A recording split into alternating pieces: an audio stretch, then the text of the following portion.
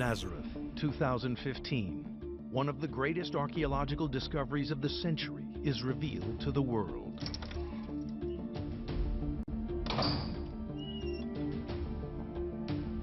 Could this be the remains of the childhood home of Jesus? On archaeological grounds, that is entirely possible. Were these ancient artifacts the personal belongings of his mother, Mary?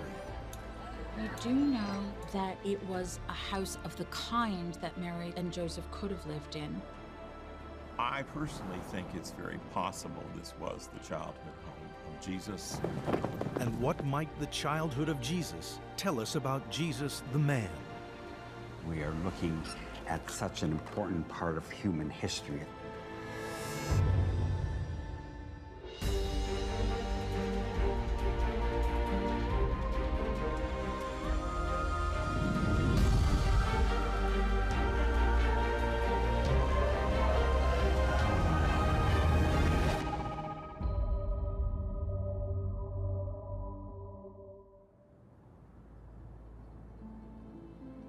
According to the Gospels, Jesus spent his childhood in the village of Nazareth, in the region of Galilee. Today, Nazareth is a bustling city of more than 70,000 people in northern Israel. Here, in a deep cellar beneath a 19th century convent, lie the remains of what may prove to be one of the most extraordinary discoveries ever made. The very home in which Jesus was raised. If this were in fact the childhood home of Jesus, it would allow us to picture the world that Jesus came from in a way that no other discovery has. How people fed themselves, what people worked at, the political and the economic circumstances would give us a greater appreciation of who this Jesus is. The discovery of Jesus' house in Nazareth reminds us that Jesus lived a real life. He wasn't a mythical person. He lived a real life in a real place, in a real home. To be able to fill in something from the context in which he grew up would be very, very exciting. For the English archaeologist who made the discovery, it's the find of a lifetime. I don't expect that I will ever again work on a site which is both so fascinating and catches the imagination of quite so many people around the world.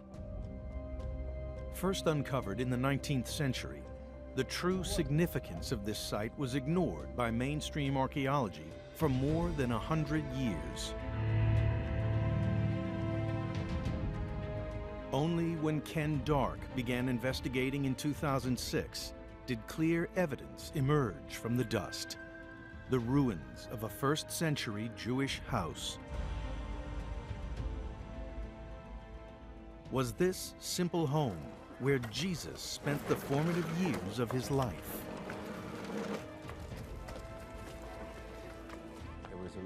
For Canon John Peterson, it's confirmation of an ancient Christian tradition. It's not only exciting and special, but it is mystical, because one enters into dealing with the questions of where did the Holy Family live? Isn't this exciting, though, to be able to think that we are looking at such an important part of human history at this point? Yes. It's possible that this house is the real deal because we have to remember that Mary was alive during much of the period of the early church and would have passed down the memory of where these places were to the disciples who would then have venerated them and passed them down further.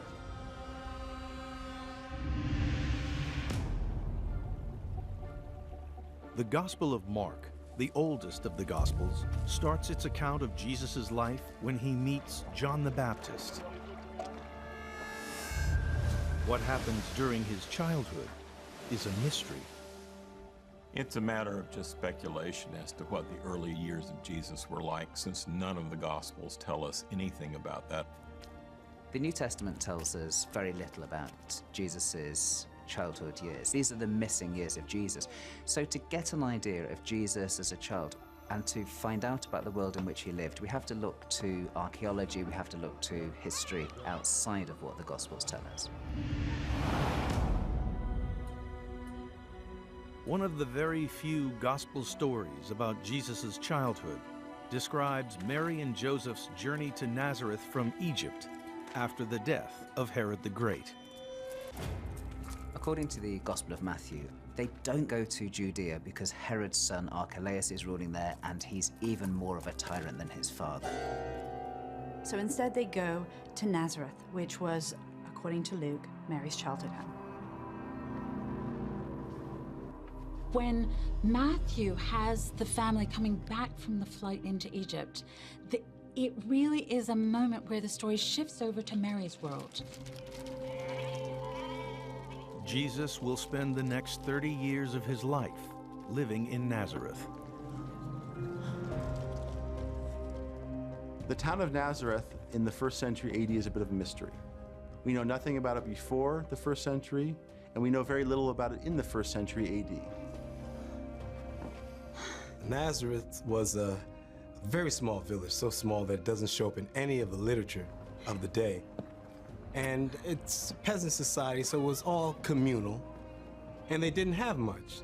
Something I think we have to remember about Mary returning to Nazareth is that in Judaism, the glory of womanhood is having children, and coming back with your first son is really a wonderful moment for her.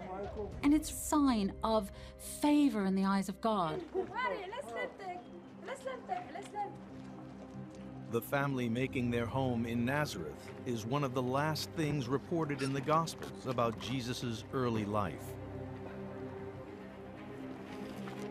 Is this archaeological site in the modern-day city the place where he spent those missing years? You can't understand Jesus if you do not understand the cultural situation in which Jesus lived. And of course, the rootage of that is here, in this home. Nazareth, Israel. Found here is what may be the newly uncovered ruin of the childhood home of Jesus Christ. The story of this discovery goes back more than a century. In 1881, a congregation of nuns called the Sisters of Nazareth take possession of this site and build their convent on it. They discover that underground there are remnants of something, but they don't know what. I have the keys of the kingdom with me. They were told at the time that it was the site of a great church and that a burial of a saint lay on that ground. But these were just local stories, and I'm not sure anybody really believed those. In 2006, British archaeologist Ken Dart conducts a routine inspection of the convent cellar and gets the surprise of his life.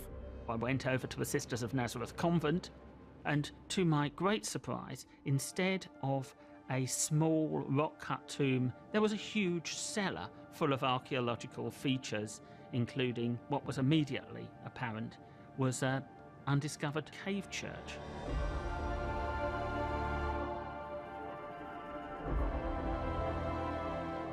I naturally was amazed to see archaeological features of which mainstream archaeology had been unaware. The remains of the church occupied a large section of one half of the cellar. But who built it and how old it was remained a mystery. I began to look through pilgrimage accounts to see if there was any evidence for this large building and whether any of them told us what this church was dedicated to. The most authoritative description of early Nazareth is called the De Locis Sanctus, the sacred locations. In addition to the biblical account, we actually only have a 7th century pilgrim's account. And he says that there stood 2 churches. One church, which was said to have been built over the childhood home of Jesus, and the other big church in the center of Nazareth, the Church of the Annunciation. Today, the Church of the Annunciation still stands in the center of Nazareth, attracting tens of thousands of visitors a year. This is the traditional spot where the angel Gabriel was believed to have announced to Mary she was about to give birth to the Messiah. As the mother of Jesus, Mary has always occupied a special place in the hearts of many Christians. Mary is really the closest to God. She is known as the Queen of Heaven and is foremost among all of the saints. Mary's an incredibly important figure for the early church because she's a symbol for women. There's this idea of a loving individual who is seen as the special protector of the weak, of someone who protects women, who protects children, who protects elderly. Today, the Church of the Annunciation is the largest in the Middle East. The question is, if the 7th century description of Nazareth is accurate, what happened to the other church that once stood nearby? The church that was said to be built over the childhood home of Jesus is called the Church of the Nutrition, so called because it was where Jesus was nurtured as a child. The big question is where that church is today. It disappeared from history somewhere around the time of the Crusades. We're not really sure what happened to it. What we do know is that there are some clues from the De Locis Sanctus, this medieval manuscript, that gives us a few hints about where this church once stood.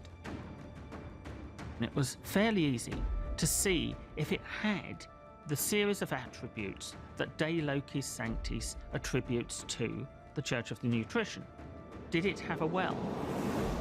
Well, yes, there is a well at the site. Did it have a vault under it? Yes, the site included a large vaulted area. Did that vault include 2 tombs? Yes, there are tombs incorporated in the vault. This did alert me to the possibility that we'd found the Church of the Nutrition.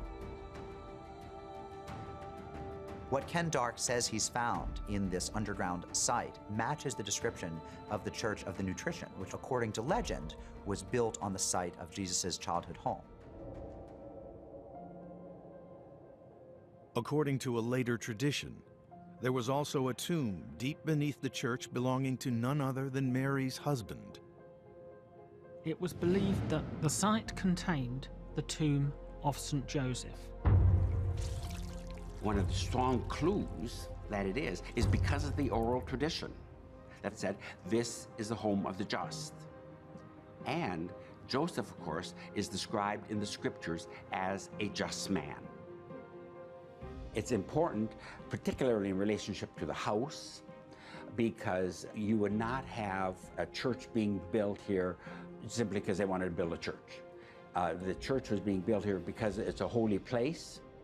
Whether St. Joseph was ever buried here is impossible to know. The tomb has been empty since the Crusades.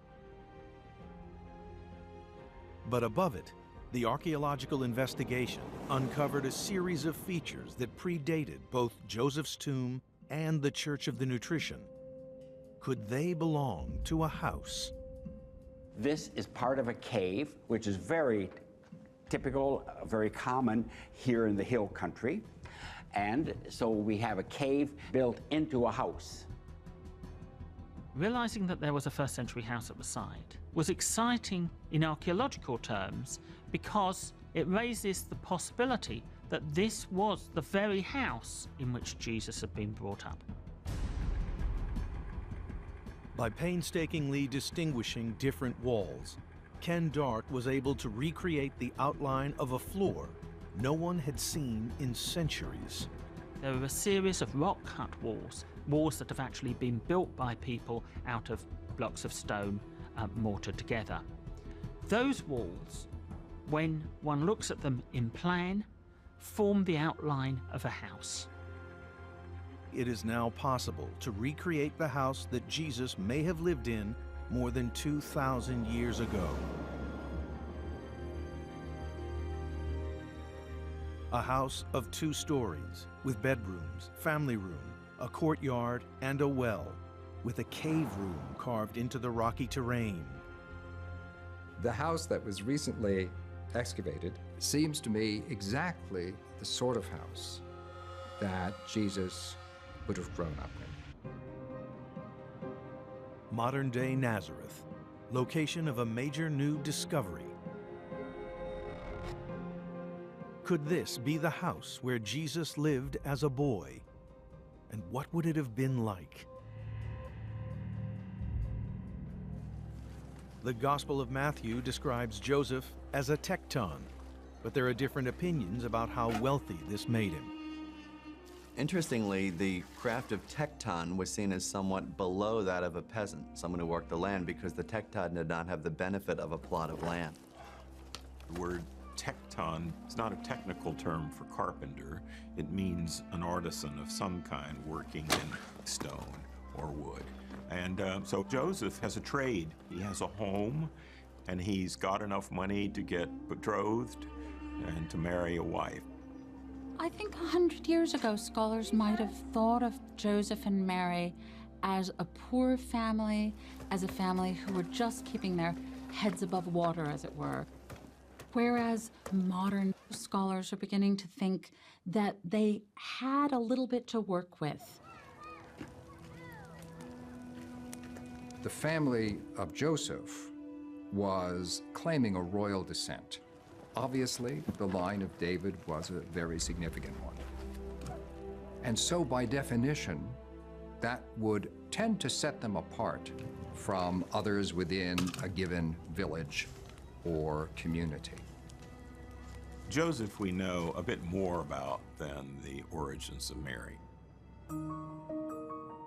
Within the archaeological site, a series of domestic objects have been recovered. Kept in this simple cabinet, they are tangible evidence that a woman once lived here. And they give us an insight into her life. A spindle whorl is a disc with a hole in the center, used as a weight in spinning wool or other yarn. If you think about a woman's domestic possessions, one of the most important is going to be her spinning gear. Think of the spindle whorl. It's something that she uses every day. It's part of the fabric of her life. Weaving was the ideal activity for an elite woman in antiquity. Had a lot of honor to it, had a lot of respectability. Women who wove fabric were virtuous women. You were a good wife if you were making clothes for your family. So the significance of finding a spindle whorl in this house isn't just that this is part of day-to-day life. It says something about the moral character of the women who live there.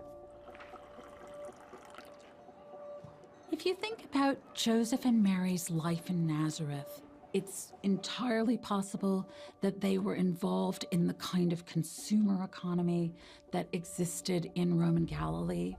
And so I think you shouldn't be shocked to find objects, for example, on an archaeological site that would indicate some kind of prosperity. Amongst the other artifacts are items of jewelry. The bracelets from the site are probably Roman in date, although bracelets of similar form were manufactured for several centuries, so we can't be sure. We have countless texts that suggest that a woman's appearance was important. Wealthy Jewish women no doubt wore jewelry of gold and silver, but poorer women also wore jewelry of wood or glass or metal. Earlier work also found some glass beads at the site. These would be part of a necklace, typical of women's dress across the Roman world. In Galilee in the 1st century, the jewelry that women wore would have been probably stuff that was locally sourced. Wood, or beautiful glass beads, or fiber, perhaps. I think it's conceivable that Mary had jewelry on, that she used to wear jewelry. Earlier finds from the site include a series of metal rods with flattened ends, which probably are makeup spatulas. If you were a woman in the first century in a rural place like Galilee, you probably wouldn't want makeup on all the time when you went laboring in the fields, for instance. It would have been reserved for special occasions, perhaps for feast days. It's fair to think of a woman from a family of craftsmen, for example, as having access to at least a modest amount of cosmetics. A woman's life in first century Nazareth was centered on the home and her children. Mary, like most Jewish women, would have spent her day providing for her family, which would have included weaving, fetching water, and cooking. Mary, as a Jewish woman of the first century, would have been responsible for Jesus' religious upbringing. So she would have introduced him to basic moral questions, how to be a good person.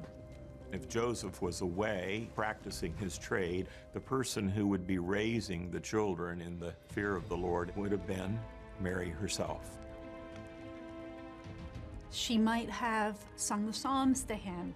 She might have told him life lessons using biblical stories, much as people do today. Mary would have been responsible for teaching Jesus what it meant to be a Jew and how to live your life in accordance with God's plan. But beyond the safety of the house where he was raised, the world of Jesus' childhood was in turmoil.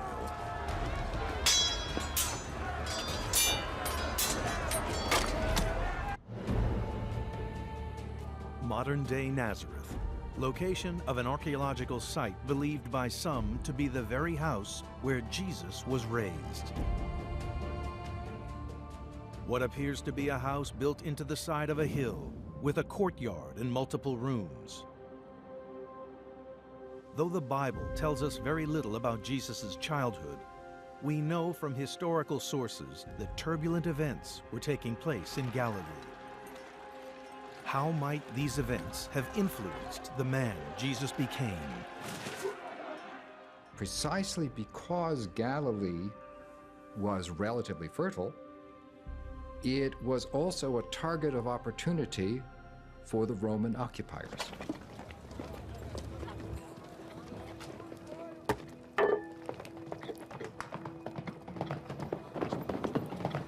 Jesus! I think Jesus would have known about the harshness of Roman rule firsthand.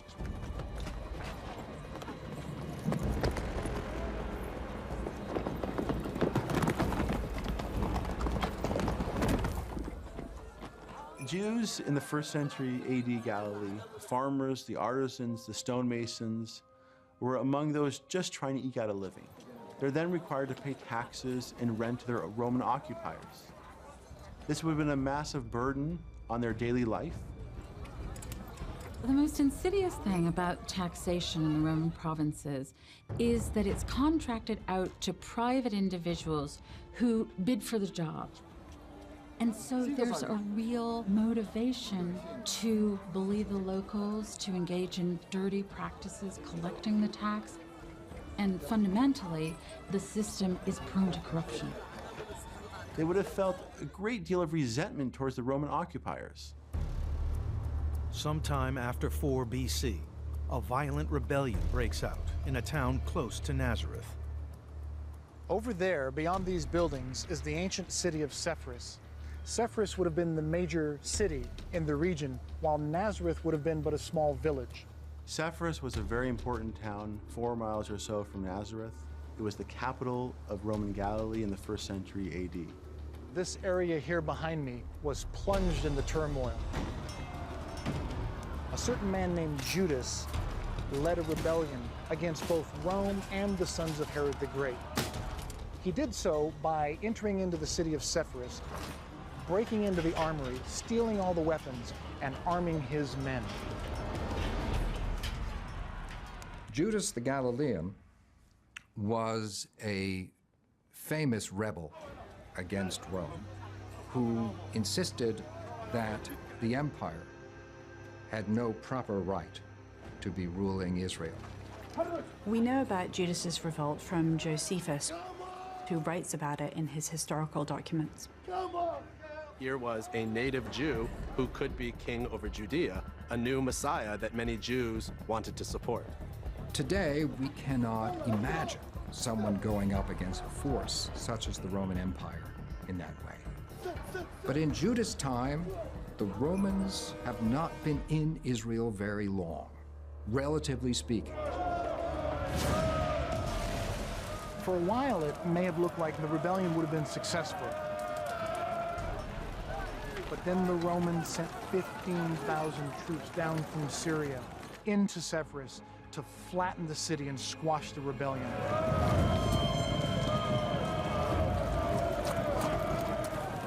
I think it would be terrifying to face the Roman army. You would know that they were there to utterly destroy you.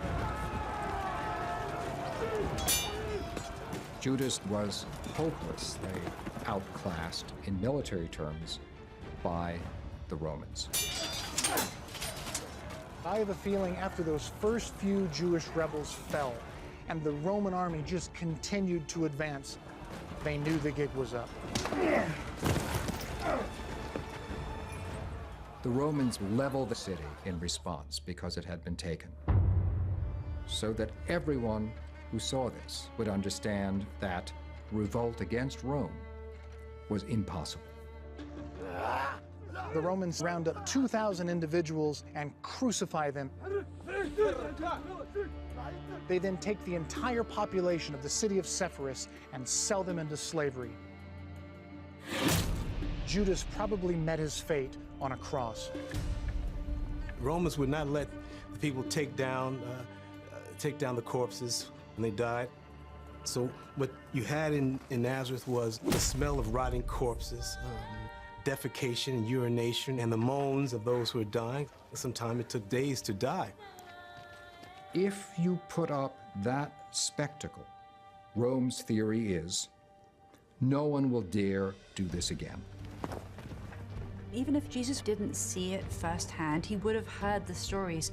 This would have been something that people talked about for years afterwards. You can imagine the impression that the destruction of Sepphoris might have left on a small child. This would have been part of his upbringing. It would have been part of his worldview. When Sepphoris was destroyed, it put people in Nazareth, Jesus and his family included, in the position of needing to judge. How can we assert who we are as Israel and at the same time coexist with the Romans? Jesus knew what happened when you tried to fight fire with fire, when you tried to take on the Romans. And maybe it was this event, this failed rebellion at Sepphoris, that caused Jesus to formulate this idea of nonviolent resistance. He eventually comes to preach a religion of nonviolence and nonviolent resistance to brutal Roman power. I think that's what accounts for Jesus, the kinds of things he says, turn the other cheek and walk the extra mile, which really, these are ways for the oppressed to maintain some sense of dignity and agency in their own lives. But does the house, believed by some to be his childhood home, contain any other clues about how the religion of the child shaped the beliefs of the man? Jesus! At the Sisters of Nazareth convent in Israel, a decade of archaeological investigation has uncovered the site identified in ancient texts as Jesus' childhood home. Among the finds, spinning gear, jewelry, and most important for dating the site, pottery. The type of pottery associated with the house only came into use at the very turn of the 1st century BC and the 1st century AD. These are pieces of cooking pot, and in fact, you can see on the outside evidence of charring where they've been exposed to the flames of a fire. As well as helping to date the site precisely to the time of Jesus, stoneware found here also provides the strongest evidence that this house was lived in by a pious Jewish family. Limestone containers indicate that these were people following Jewish purity laws. A Jewish family would ideally use limestone vessels because limestone vessels did not contract or convey ritual purity as did other vessels like ceramics. So limestone was preferred for storing water, for cooking, for drinking, and so on.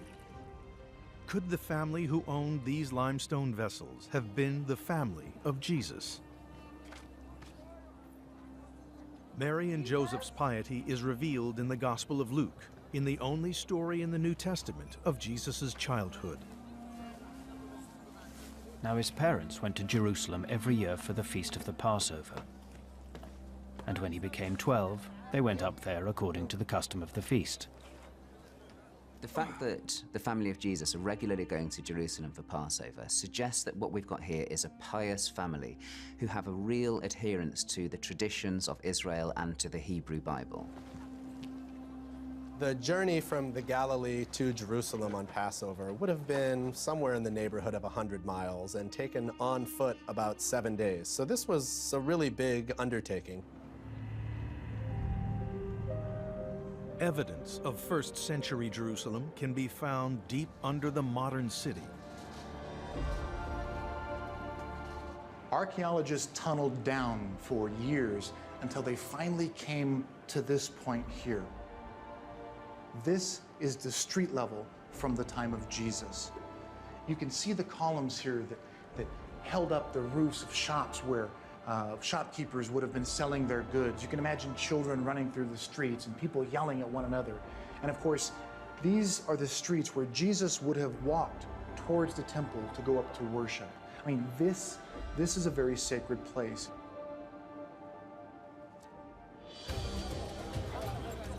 In first century Roman-occupied Judea, Jerusalem at Passover must have been an incredibly busy, chaotic, almost glorious place. There was so much to see, so much going on, so many pilgrims crowding there. The experience of being in Jerusalem for a 12-year-old child like Jesus would have been overwhelming. The sights, the sounds, the smells, but most of all, the sheer number of people. During Passover, Jerusalem's population would have ballooned from 40,000 to around 500,000 people. We know that there were thousands of pilgrims in Jerusalem at this time, and it would have been absolutely thrilling to a young Jew like Jesus. Just imagine what it was like for a 12-year-old boy to be coming from the provinces, from the countries, from the boondocks, to arrive in the big city at a time like this. One cannot overestimate the importance of the temple in first century Judaism. It was the religious center of Judaism, the place where God's presence was understood to reside on earth. It was also the political center of Judaism. It was also one of the major commercial and economic centers of Judaism. Around the vicinity of the temple, there would be people coming in on special trips. There would have been priestly authorities that would have been filled with animals that had been brought there for Passover sacrifices. At some point, Mary and Joseph lose sight of Jesus. It's not difficult to imagine such a thing happening. It's very crowded during the Passover in Jerusalem. In the temple in particular, there would have been a bustling crowd. So it's very easy to imagine that Jesus would get separated from his parents in that kind of scene and become lost. Jesus! And he's not lost for a short period of time. He's lost for 3 days. They must have been insane with worry. I'm looking for my son. He's 12 years old. Where did Jesus go? He's got to be with one of the relatives, right? And he's not. Jesus! Well, the first thing you need to realize is that these ancient Jewish families were extended families. And when you had a child that was on the cusp of manhood anyway, you might well assume he's with this relative or he's with that relative and not look askance at the possibility of that because they're not infants anymore. When Jesus' parents find him in the temple, he says, "Where else do you think I would have been?" There's a sense of him wanting to be in the temple, of him enjoying conversing with the wise people in the temple. And all who heard him were amazed at his understanding and his answers. Didn't you know that I had to be in my Father's house? This to Joseph and Mary is a little peculiar and probably quite offensive because he has been lost for 3 days. There's already this budding sense of calling and a special mission that Jesus believed he had. And the end of the story says, and he grew in wisdom and in stature and in favor with God and humankind. Jesus returned home to Nazareth. But is this the house where he grew to adulthood? Nazareth, location of a newly uncovered site and archaeological remains of what may be Jesus' family home. The place where he would have lived not just as a boy, but worked as a young man, following in his father's footsteps. It's very important to remember that Jesus worked for 18 years, from ages 12 to 30. And we tend to think of him as this kind of pious weakling that just sort of appears on the scene. But this is a carpenter who understood what it meant to work a full day and be tired after that. The turning point in Jesus' life is not when Jesus' father passed away prematurely. I think it's because of the rise and growing fame of the ministry of his cousin, John the Baptizer. The meeting between Jesus and John the Baptist is clearly a pivotal moment in Jesus' mission.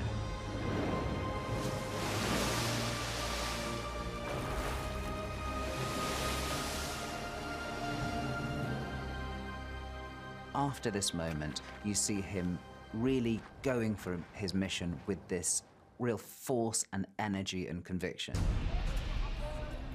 A changed Jesus returns to Nazareth, perhaps to this very home. Jesus goes to the synagogue and starts to preach. He comes back to Nazareth to deliver this manifesto. It's really the sermon in relationship to who and what this Jesus is all about. Jesus had a famous saying, "A prophet is not without honor, except in his hometown and amongst his own relatives." He returned to Nazareth, and he preached in the synagogue in Nazareth. According to Luke's account of the incident, he proclaimed that today is the day, now is the year of God's favor, and they found offense in him. Even though he knows that his message is going to be rejected, he says it anyway. The rejection is so strong that they think he's presented himself as a false prophet. This is the kind of event, you know, a rabble in a small town, that the news of that would have quickly spread throughout the town. This young boy, Mary's son, growing up and living a regular life, and how is it now that he is transformed into this messianic figure? I think it was difficult for them just to process it as human beings and to make that transition. They got up and drove him out of the town and led him to the brow of the hill on which their town was built, so that they might hurl him off the cliff. This is Mount Precipice, just outside of the city of Nazareth. This is the spot where the men from the synagogue dragged Jesus with the intention of throwing him off the cliff and killing him. Jesus! I think Mary, like any mother, would have been horrified at what was happening to Jesus. I think she would have been afraid for her son. Things would have been happening very quickly, and she wouldn't really have understood what was going on. He's in a situation that's essentially a riot in the making. But he passed through the midst of them and went on his way. You could see this story as one of the early indications of the miraculous power that Jesus is going to have. It's partly a way of showing that he's a peacemaker, that he's not going to fight back. But it's also a way of showing that he's somehow stronger than that. He's not a weakling that they can bully in that way. Jesus' time in Nazareth had come to an end. And so far as we know, he never returned there again. They reject him, and he says, "Right, I'm carrying my ministry forward, but it will be somewhere else that I will bring what I've come to do to fruition." But has modern archaeology uncovered the home he left behind. First mentioned in a medieval text, then lost for centuries, is this cave church what remains of the ancient Church of the Nutrition? And if so, are the ruins found within it the very house where Mary and Joseph raised Jesus? It's possible that it genuinely was the childhood home of Jesus. On archaeological grounds, that is entirely possible. But it can't be demonstrated. It's difficult to be sure who this house belonged to in the 1st century. It was a house of the kind that Mary and Joseph could have lived in. The pottery, the limestone vessels, the construction of the house, the dimensions, all make it likely that this is Jesus' house. And it makes sense that early Christians would have treasured that location and passed it on to later pilgrims. So a lot of it fits together, and a lot of it seems to make it likely that this could be the house of Jesus, Mary, and Joseph. I think that the Sisters of Nazareth convent is most likely the Church of the Nutrition mentioned in the De Locis Sanctus. The big question is whether or not this is actually the childhood home of Jesus. And we may never know the answer to that question.